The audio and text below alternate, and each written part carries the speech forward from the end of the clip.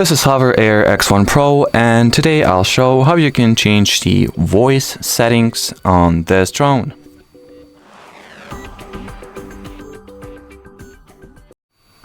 So you'll need to start by launching the proprietary HOVERAir X1 application, then connect your drone to it, of course. Once the connection is established, go into the hover section, then open hover settings, scroll this page all the way to the bottom, and here tap on the voice setting option. Now from here you can adjust the volume control, so make voice louder or